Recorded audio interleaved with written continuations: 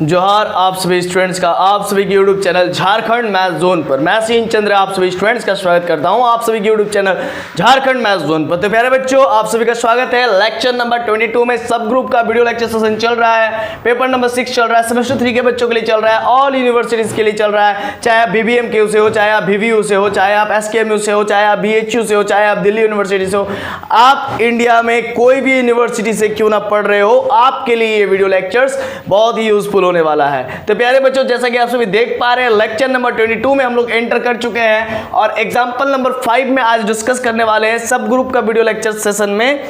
Okay, और यहां अभी तक जो है कि मैंने एग्जांपल नंबर 4 भी डिस्कस कर चुका हूं, 3 भी, 2 भी, 1 भी। ठीक है, अगर आप उसको नहीं देखे हैं तो आप हमारे प्लेलिस्ट में जा सकते हैं और प्लेलिस्ट में जाकर के लेक्चर 21 तक का जो भी वीडियो लेक्चर्स है ग्रुप थ्योरी सब ग्रुप का, तो वो आप पढ़ सकते हैं। तो चलिए हम लोग स्टार्ट करते हैं लेक्चर 22। एग्जाम्पल 5 क्या बोलता है जरा समझिए। Late H B A subgroup of G।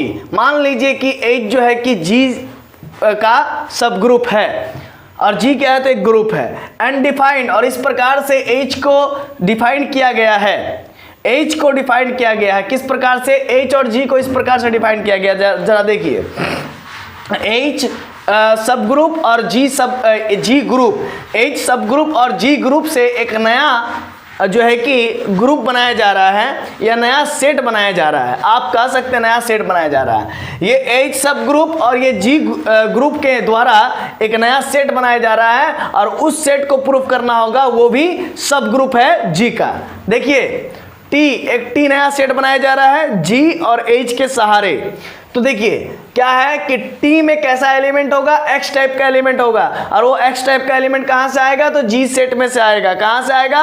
G set में से, यानी कि G ग्रुप में से आएगा। तो T में कैसा एलिमेंट होगा?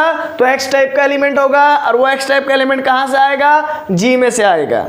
और सच डेट इस प्रकार से वो जो x है जो कि G से ले रहा हूं, वो ये कंडीशन को फॉलो करना चाहिए, यानी कि hx यानी कि xh इक्वल टू hx ये होना चाहिए, यानी कि कम्यूटेटिव होना चाहिए।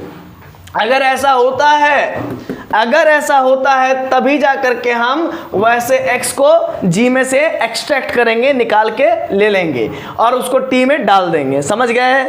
चलिए, तो ये बात है। Prove that T is a subgroup of G। अगर ऐसा होता है तो आपको प्रूव करना T सब ग्रुप है G का। तो देखिए इसके लिए सबसे पहले हमको दिखाना पड़ेगा कि T एक नॉन एम्प्टी सेट है, क्योंकि जब तक कोई नॉन एम्प्टी सेट नहीं होगा तब तक तो फिर हम लोग सब ग्रुप का बात नहीं कर सकते हैं। तो T को एक नॉन एम्प्टी सेट दिखा देंगे और T में दिखा देंगे उसके बाद कि इनवर्स एग्जिस्ट करता है, और जब इनवर्स एग्जिस्ट करता दिखा देंगे तो हम लोग फिर क्या दिखाएंगे? हम लोग दिखाएंगे कि दो एलिमेंट ले लेंगे, x1 और x2 T में से ले लेंगे और दिखा देंगे कि x1 इंटू x2 का इनवर्स बिलोंग करता है T में। अगर ऐसा दिखा दिए तो हम लोग कह सकते हैं कि T is a subgroup of G। एक मिनट जरा रुकिएगा, बुक ले लेते हैं। देखिए बुक में एक थ्योरम है। आप कहिएगा कि सर आप बोल रहे हैं कि x1 x2 दो एलिमेंट लेंगे T में से और फिर हम दिखा देंगे x1 इंटू x2 का इनवर्स बिलोंग्स टू T, तो हम लोग कह सकेंगे इसके बाद कि T is a subgroup of G। Sir ऐसा कैसे? तो देखिए ये लालजी प्रसाद का बुक है, ओके, उसी में से आपको देखना है। ठीक है, अगर आप BBMKU से, SKMU से है, VVU से है तो ठीक है, और या बिहार के कोई भी यूनिवर्सिटी से क्यों ना आप बिलोंग करते हो। ठीक है, तो देखिए मैं आपको बता देता हूँ क्या कहाँ पर था। हाँ, तो देखिए थ्योरम 2 पेज नंबर 188 है ना। ये देखिए ग्रीन रंग का बुक आता है, ठीक ना, सेमेस्टर 3 के बच्चों के लिए। तो paper number 6, okay, group theory का लेक्चर्स है ना, उसमें सब ग्रुप का चैप्टर 2 चल रहा है। और थ्योरम नंबर 2 और 2.3 में देखिए क्या बोलता है कि अगर A बिलोंग करता है H में, B बिलोंग करता है H में, तो A इंटू B का इनवर्स बिलोंग कर जाए अगर H में, तो फिर हम लोग कहेंगे H is a subgroup of G। समझ रहे ना? तो ये पूरा माजरा था और इसी माजरे का इस्तेमाल यहाँ पर करने वाले हैं, इसी थ्योरम का इस्तेमाल यहाँ पर करने वाले हैं। ठीक है, तो देखिए बड़ा ही मजा आएगा। हम लोग यहाँ पर दिया हुआ है कि H एक सब ग्रुप है G का, तो वहाँ पर H को सब ग्रुप दिखाना था 2.3 थ्योरम 2 में, ठीक है ना, उसको मैं बता चुका हूँ। तो यहाँ पर लेकिन क्या है कि टी को सब ग्रुप दिखाना है, तो टी के लिए x1 x2 अगर बिलोंग करता है टी में, तो x1 इंटू x2 का इनवर्स बिलोंग कर जाए टी में, तो फिर हम लोग कहेंगे T is subgroup of जी। जरा देखिए बातों को समझिए, है ना। क्या है सॉल्यूशन, हम लोग कैसे करेंगे, if we success to prove that, अगर हम लोग कामयाब हो जाते हैं यह सत्यापित करने में कि x1 इंटू x2 का इनवर्स बिलोंग कर जाएगा टी में, x1 इंटू x2 का इनवर्स अगर बिलोंग कर जाए टी में। देखिए यहाँ पर इंटू इंटू इसीलिए बोल रहा हूँ क्योंकि जब कभी भी ऑपरेशन डिफाइंड ना हो तो फिर हम लोग स्टैंडर्ड ऑपरेशन मल्टीप्लिकेशन के ऑपरेशन को लेकर के काम करते हैं। तो if we success to prove that x1 into x2 का इनवर्स बिलोंग्स टू टी, अगर ये हम लोग दिखा देते हैं then we can say that, तब हम लोग कह सकते हैं कि T is a subgroup of जी, तब हम लोग टी को जी का सब ग्रुप कहेंगे।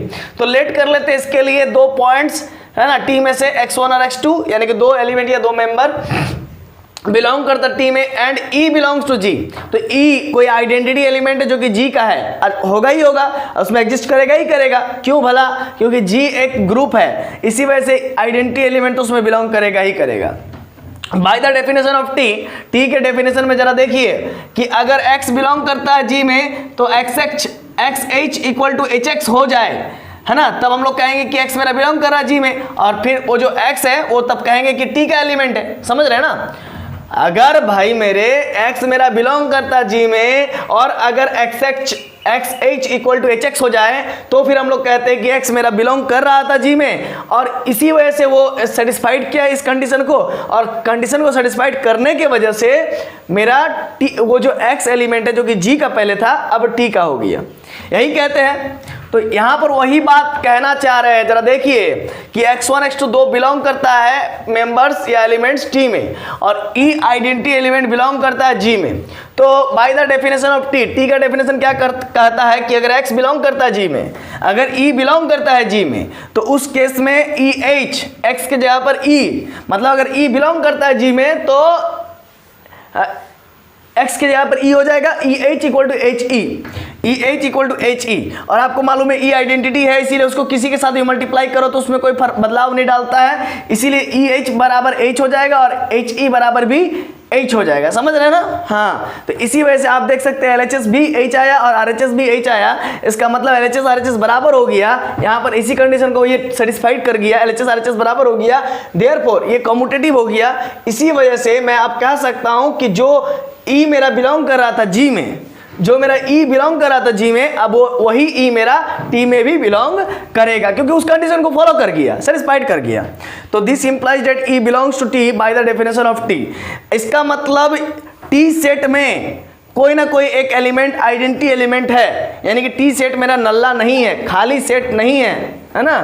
तो that is T is not null, मतलब T is not null set, समझ रहे ना, T is not void set, T is not empty set. यहाँ पर लिख सकते हैं therefore T is not empty set, void set, not null set, okay, ऐसा आप लिख सकते हैं। तो सिंस x1, x2 बिलोंग करता है टी में, अगर मान लेते हैं यहाँ पर मान क्या लेते हैं, यहाँ पर तो हम लोग पहले ही मान चुके हैं कि x1 x2 बिलोंग करता है टी में, तो चूंकि x1 x2 बिलोंग करता है टी में, तो according to definition of T, तो टी के डेफिनेशन की मदद से हम लोग लिख सकते हैं कि x1 बिलोंग करता है टी में, x1 बिलोंग करता है टी में। इसका मतलब ये है कि x1 मेरा बिलोंग करेगा जी में भी, क्योंकि टी में वही सब एलिमेंट ले रहे हैं जो कि जी का मेंबर हो, है ना।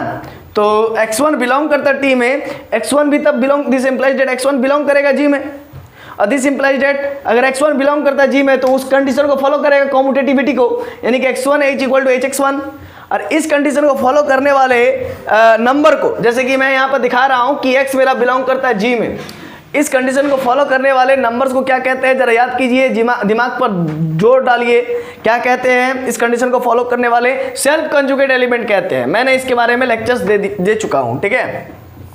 चलिए उस पर अभी हम लोग बात नहीं करेंगे, यहाँ पर मेन मुद्दे पर आएंगे, क्वेश्चन जो सॉल्व करे उसी पर। तो देखिए x1 बिलोंग करता टी में, this implies that x1 belong करेगा जी में, this implies that x1 h equal to hx1 होगा by the definition of T. तो ये इक्वेशन नंबर 1 हो गया। सिमिलरली x2 बिलोंग करता टी में, तो x2 बिलोंग करेगा जी में, इसके करस्पॉन्डिंग, क्योंकि x2 अगर बिलोंग, कोई भी नंबर x2 अगर बिलोंग करता है टी में, तो इसका मतलब वो जरूर जी में बिलोंग करेगा, क्योंकि टी में जो भी एलिमेंट है वो जी का ही एलिमेंट है। समझ रहे ना। इसका मतलब x2 बिलोंग करेगा जी में, this implies that x2 into h equal to h into x2। Equation number 2 हो गया, ये आपस में बराबर हो जाएगा, ठीक है, क्योंकि bye the definition of t अगर x कोई भी x2 अगर बिलोंग करता है जी में तो x2h इक्वल टू hx2 हो जाएगा। अगर कोई भी x3 बिलोंग करता है जी में तो क्या हो जाएगा, x3h इक्वल टू hx3 हो जाएगा। समझ रहे ना। नाउ टेकिंग सेकेंड इक्वेशन, हम इस इक्वेशन को ले लेते हैं बाबू। Now taking second equation x2h equal to hx2, तो फिर क्या होगा हमको, मैं एक काम करता हूं, लेने के बाद फिर काम करूंगा x2 इनवर्स और फिर x2 इनवर्स, मैं यहां पर लिख दिया हूं multiplying both sides, multiplying x2 inverse into x2 inverse on both sides.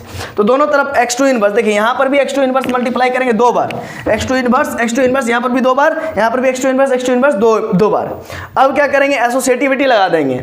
क्यों एसोसिएटिविटी लगाएंगे, बात को समझिए, क्योंकि x2 इनवर्स कहां से है, g से है, और x2 इनवर्स g में क्यों बिलोंग करेगा, बात को समझिए, क्योंकि g मेरा ग्रुप है, g मेरा ग्रुप है इसीलिए x2 इनवर्स g में बिलोंग करेगा, और चूंकि x2 इनवर्स g का ही एलिमेंट है इसीलिए चूंकि g मेरा ग्रुप है तो x2 इनवर्स मेरा g में बिलोंग करता है, तो जितना भी ग्रुप जी में एलिमेंट्स होता है वो ग्रुप के प्रॉपर्टी को सेटिस्फाइड करता है ना। इसी वजह से x2 इनवर्स क्या करेगा, और x2 भी मेरा जी का ही है, समझ रहे ना, इसीलिए ये क्या करेगा, एसोसिएटिविटी को फॉलो करेगा, क्योंकि ये सारा का सारा कहां से आ रहा है, जी से आ रहा है। तो ये बात है, आगे देखिए, जी से आ रहा है और जी के प्रत्येक एलिमेंट एसोसिएटिविटी को मानता है, मतलब ग्रुप के वो सारे कंडीशन को मानता है, इसीलिए ये एसोसिएटिविटी को भी मानेगा। तो चलिए एसोसिएटिविटी लगाते हैं। चलिए यहाँ पर एसोसिएटिव लगा दिया, x2 इनवर्स और x2 को एक साथ सॉल्व किया, h को छोड़ दिया, hx2 को अलग कर दिया, ठीक है। अब फिर यहाँ पर देखिए x2 इनवर्स h को फिर एक साथ किया, फिर x2 इनवर्स और x2 को एक साथ किया, ठीक है, बाय द एसोसिएटिविटी, क्लियर है।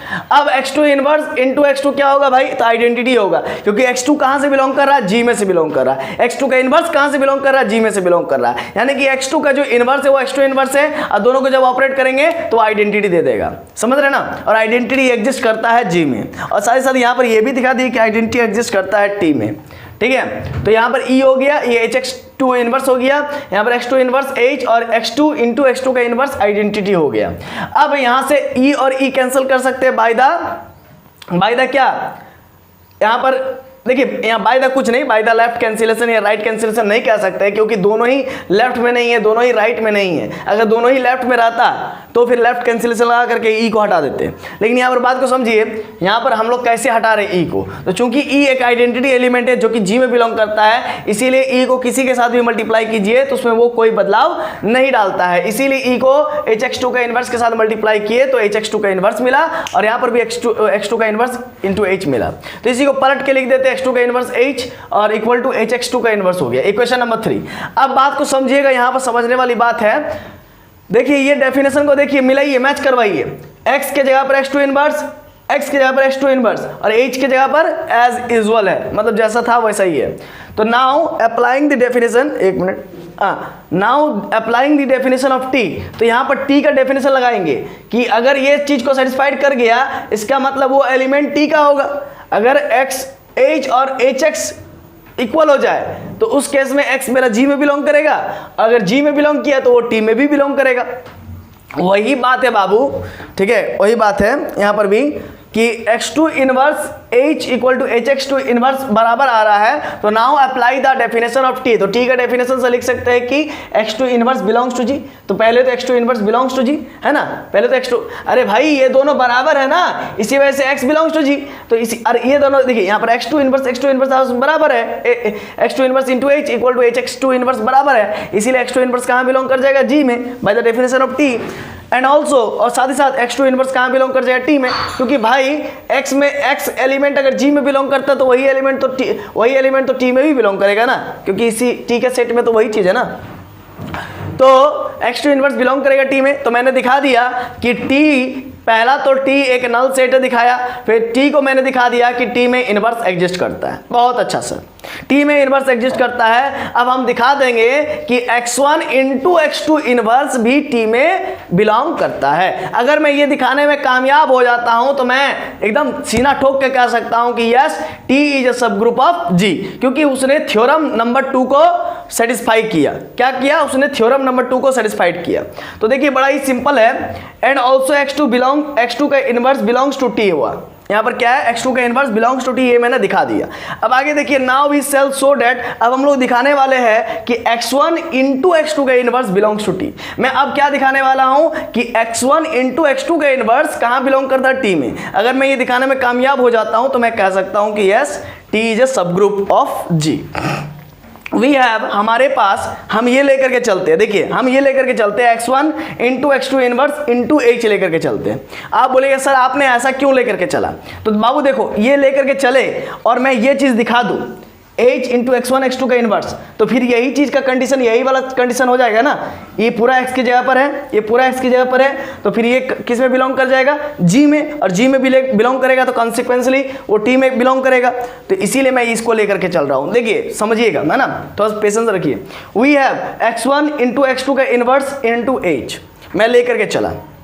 अब यहां पर एसोसिएटिव लगा दिया, बाय एसोसिएटिव, x1 को अलग किया, x2 का इनवर्स इंटू h किया, फिर x1 को एज इट इज रखा और x2 इनवर्स इंटू h। यहां पर इक्वेशन नंबर 3 देखिए, इक्वेशन नंबर 3 देखिए क्या है, h x2 इनवर्स किसके बराबर है, तो x2 इनवर्स h के, तो h x2 इनवर्स, तो x2 इनवर्स, यहां पर ध्यान दीजिएगा मैं क्या बताना चाह रहा हूं। देखिए x2 इनवर्स h किसके बराबर है, तो h x2 इनवर्स के बराबर है। तो देखिए x2 इनवर्स h किसके बराबर हो जाएगा, तो h x2 इनवर्स के बराबर हो जाएगा। समझ रहे ना, बाई इक्वेशन नंबर 3। अब आगे क्या करेंगे, एसोसिएटिव लगाएंगे, ठीक है। x1 h को अलग कर दिए, x2 इनवर्स को अलग कर दिए, ठीक है। और यहाँ पर फिर x1 h किसके बराबर है, तो h x1 के बराबर है, बाई इक्वेशन 1। अब देखिए इक्वेशन 1, x1 h किसके बराबर, तो h x1 के, तो इसीलिए मैंने वहां पर लिखा है x1 h किसके बराबर है, तो h x1 के, ठीक है। अब मैं h को अलग करता हूं और यहां पर एसोसिएटिविटी लगा देता हूं, x1 x2 के इनवर्स में एसोसिएटिव लगा दिया।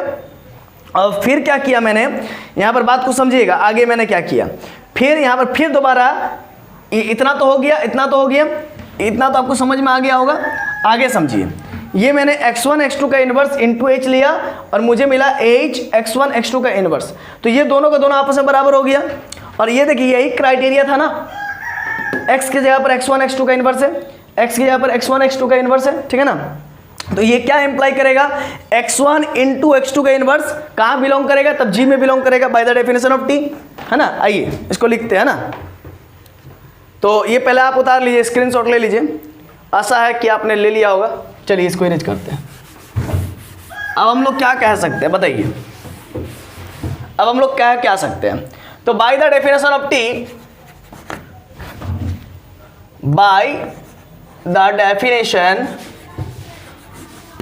ऑफ टी, टी के डेफिनेशन से हम लोग कह सकते हैं क्या कि भाई x1 x2 inverse into h x1 x2 inverse बराबर है, ये आपस में बराबर है। इसका मतलब जो इस टाइप में है, जो x टाइप में है, वो कहाँ बिलोंग कर जाएगा, g में, क्योंकि आप देख सकते हैं जहां पर x है वहां पर x1 इंटू x2 का इनवर्स है। समझिए बात को, तो bye the definition of t x1 into x2 का इनवर्स बिलोंग कर गया कहां पर, तो भाई g में।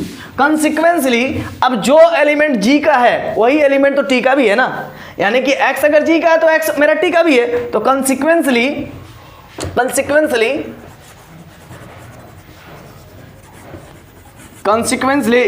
x1 इंटू x2 का इनवर्स कहाँ बिलोंग कर जाएगा, t में। यहां पर भी क्या लग रहा है definition, bye the definition of t, bye the definition of t। अब ये कंडीशन को फॉलो कर गया तो देयरफॉर दिस इंप्लाइज दैट, बस दिस इंप्लाइज दैट ही लिख दीजिए ना, दिस इंप्लाइज दैट क्या हो जाएगा, t is a subgroup of, T is a subgroup of G। मैंने यहाँ पर प्रूफ हो गया कि T is a subgroup of G, that is, subgroup को कैसे लिखते हैं, T is a subgroup of G, है ना। यही हमको प्रूफ करना था, ये हमारा प्रूफ हो गया, ठीक है। तो आशा है कि आपको लेक्चर नंबर 22 समझ में आ गया होगा। तो चलिए मिलते हैं नेक्स्ट वीडियो लेक्चर नंबर 23 में, तब तक के लिए जोहार, खुश रहिए, आबाद रहिए, पढ़ते रहिए, धन्यवाद।